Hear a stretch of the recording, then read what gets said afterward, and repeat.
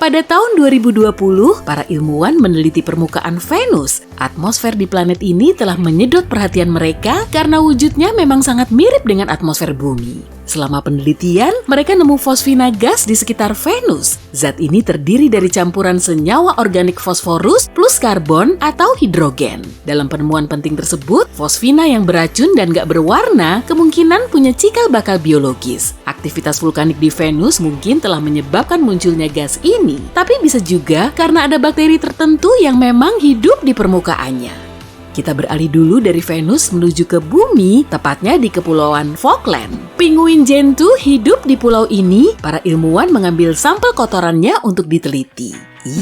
Setelah menganalisisnya di laboratorium, mereka nemu fosfina. Dan penemuan ini langsung menggemparkan publik. Kok bisa ya zat yang ditemukan di planet sejauh 61 juta kilometer dari bumi juga ada di tubuh pinguin? Sulit dipercaya kan? Tapi bisa aja sih, burung unik ini memang berasal dari Venus. Jangan-jangan mereka juga sering menerawang ke langit berbintang tuh saat kangen berat dengan rumahnya. Pinguin adalah burung langka yang bisa mengubah air asin di dalam tubuh menjadi air tawar. Di dekat matanya terdapat kelenjar unik yang berfungsi sebagai ginjal tahan banting. Dengan organ ini, pinguin bisa membuang garam dari aliran darahnya dan mungkin kelenjar ini juga bisa membantunya bertahan hidup di Venus.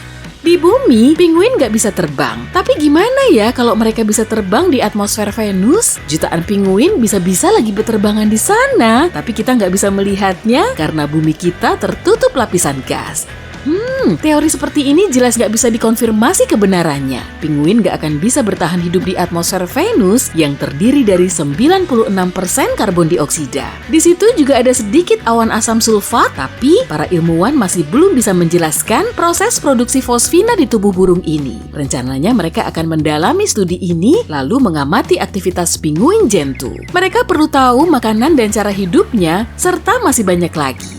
Sesuai penelitian ini, fosfina pinguin diharapkan bisa membantu mengidentifikasi banyak organisme yang hidup di planet lain. Di dalam tubuh pinguin bisa aja terdapat bakteri anaerob penghasil fosfina yang melawan mikroba lain.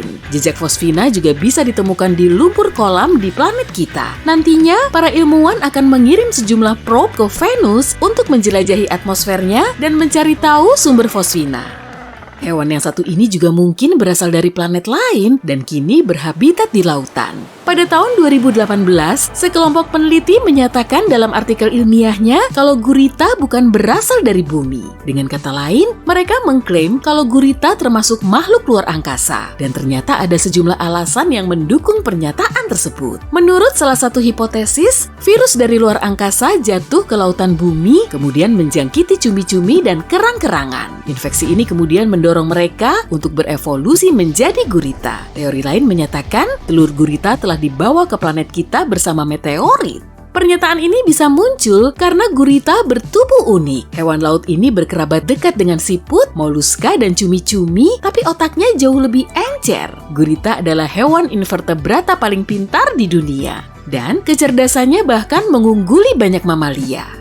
Di antara semua organisme hidup, sistem sarafnya juga termasuk paling kompleks. Gurita punya otak pusat di tengah tubuh dan tentakelnya juga punya koneksi saraf yang bisa memproses pemikirannya sendiri. Penglihatannya telah berkembang sedemikian rupa hingga ketajamannya kurang lebih sama dengan lensa kamera video mahal. Hewan ini juga bisa berubah warna dan bentuk, serta berkamuflase dengan kombinasi pigmen warna, saraf, dan otot. Tapi yang paling menarik justru kecerdasannya, karena gurita bisa nyantui, berdiam diri, males-malesan, dan bermain-main. Gak ada organisme lain di planet ini yang penampilan dan perilakunya seunik ini.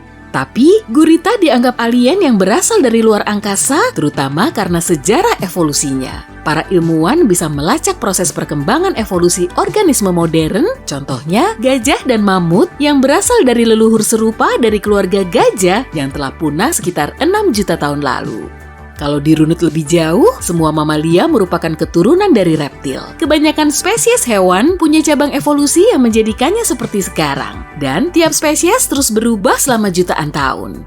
Tapi gurita nggak punya cabang evolusi seperti ini karena hewan ini tiba-tiba muncul di bumi. Dari sudut pandang evolusi, cumi-cumi diperkirakan telah berevolusi menjadi gurita selama jutaan tahun. Tapi para ilmuwan nggak bisa melacak evolusi gurita berdasarkan kecerdasan, tentakel, dan kemampuan kamuflasenya.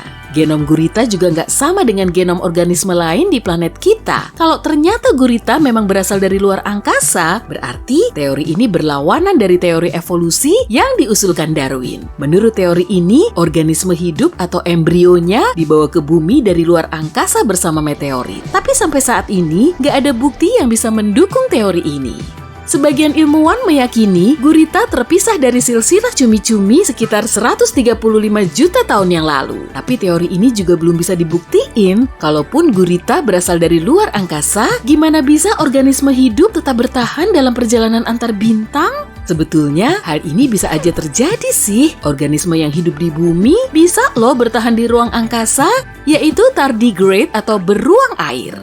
Invertebrata kecil berkaki 8 ini sangat mirip dengan arthropoda. Kita perlu alat bantu mikroskop untuk bisa mengamatinya dengan jelas. Dari luar, penampilannya mirip beruang dan julukan beruang air ini berasal dari cara hidup tardigrade yang harus dikelilingi lapisan air agar tetap terhidrasi. Hewan ini bisa ditemukan di segala jenis lingkungan, mulai dari kedalaman laut sampai gumuk pasir panas.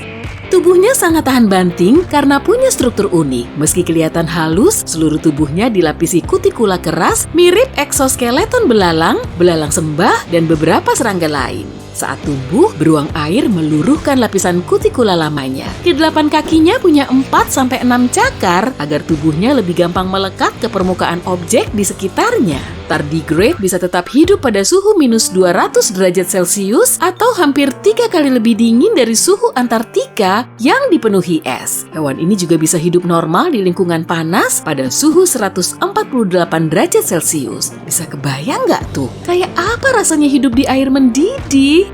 Selain itu, beruang air bisa tahan terhadap radiasi dan tekanan tinggi. Tekanan di kedalaman laut bisa menghancurkan campuran logam kuat, tapi beruang air bisa menahan tekanan sampai 6 kali lebih berat. Malahan hewan ini juga bisa hidup di ruang hampa udara. Planet kita punya medan magnet yang berfungsi sebagai pelindung dari radiasi matahari. Tardigrade tetap tahan terhadap radiasi ini. Ia bisa masuk ke orbit bumi rendah, lalu kembali lagi dalam keadaan hidup. Tubuhnya sangat kuat karena punya protein yang melindungi DNA dari radiasi pengion.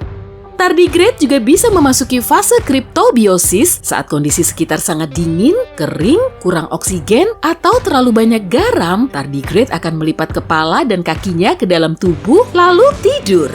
Hewan ini bisa menyerupai tong yang tetap diam sampai kondisi di sekitar makin membaik. Fase kriptobiosis ini bisa membuat tardigrade hidup tanpa air dan makanan selama puluhan tahun. Pada tahun 2016 lalu, para ilmuwan bisa menghidupkan kembali 2 tardigrade yang telah tidur selama lebih dari 30 tahun.